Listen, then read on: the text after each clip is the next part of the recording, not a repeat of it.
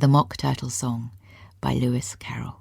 "Will you walk a little faster?" said a whiting to a snail. "There's a porpoise close behind us, and he's treading on my tail."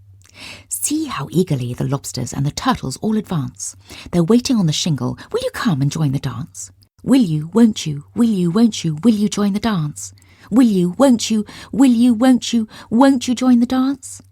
You can really have no notion how delightful it will be when they take us up and throw us with the lobsters out to sea." But the snail replied, too far, and gave a look askance.